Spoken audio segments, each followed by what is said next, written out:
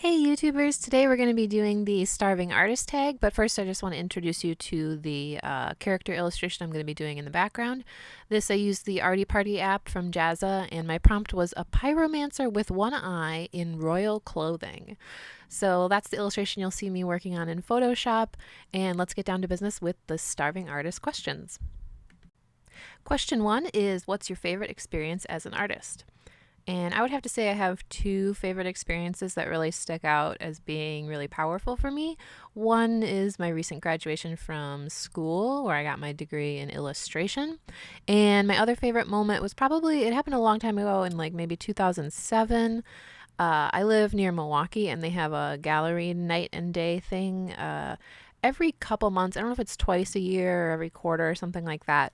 But I actually, with a friend of mine, I was able to display some of my photographs. I used to do photography, and I got to display them in that gallery night, where it's kind of this whole third ward of the city. They all, like, the galleries open up and there's art pretty much everywhere you go. And I actually sold a photograph there, so that was a really, really memorable experience that I quite enjoyed.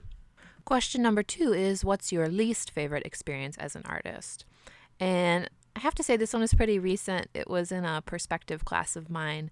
The entire process of learning perspective was challenging for me because we were also learning how to use pen and ink for the first time. And also, I just don't think perspective's all that fun because it's very mathematical and very precise and not very expressive or organic, which is how I prefer to work. It is important information to know, though, so it was frustrating just trying to find any fun in it.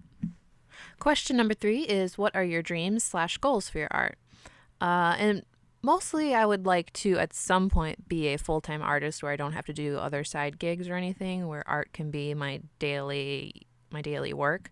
But in the shorter term, because I feel like that's sort of a lifetime goal, I would like to get my work either published in a book or magazine or on some sort of product in a store, maybe like a greeting card, something like that. Question number 4 is, what's your favorite medium and why? And for me, this would be basically a plain old graphite pencil because I'm most familiar with it, and it gives the least resistance to getting my idea on the page from what I see in my head.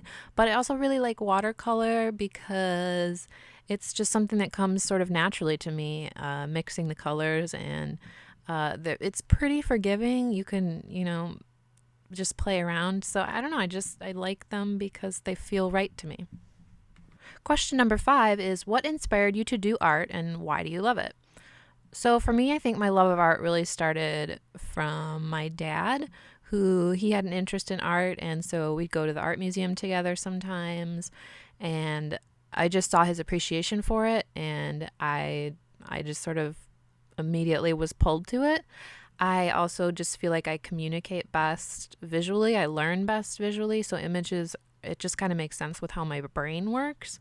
And also just seeing how art can sort of heal things and bring attention to important social issues. And it's just a different way to express yourself, and I'm very in favor of expressing yourself. Question 6 is, what's your favorite piece you ever made and why is it special?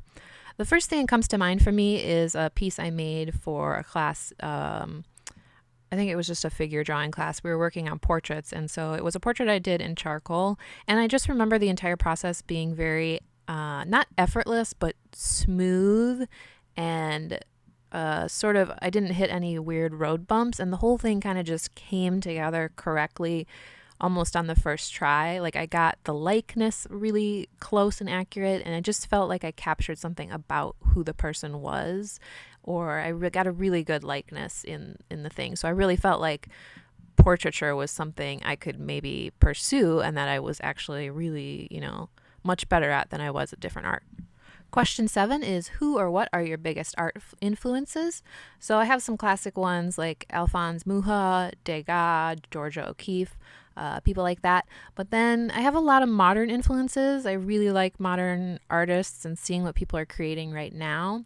So I follow people online like Ben Tour, Loish, Brian M. Viveros, Audrey Kawasaki, James Jean, Charlie Bowater, and then some art journalers like Tamara Laporte and Jane Davenport. I think their attitude about how they make art is really inspiring. Question 8 is a little funny because it is, what did you learn from being a full-time artist? So that assumes that you have been a full-time artist. And I haven't ever been able to just make my living from art. However, when I was a student, that's pretty much what I was doing full-time, was creating artwork, whether there was money involved or not. So I learned that coming up with pieces for yourself can be really challenging, knowing what subject matter you should challenge yourself with and what you should do that is comfortable for you, and trying to balance the two so that you do regularly improve and you're not just creating the same old stale content again and again. I also learned that balancing an art practice with life is really quite challenging, because a lot of times you just need to be stuck in a room by yourself, kind of creating art nonstop, and it's difficult to find the time to hang out with friends and get a fitness program going and just have a regular life, because you could constantly just be working on art if you wanted to, because it's not something you need to go to an office for. It's not something you can kind of like shut off when you get home. So finding that work-life balance is very difficult and also very important. Question 9 is, what do your family and friends think about you being an artist? So I have a pretty supportive family and friends.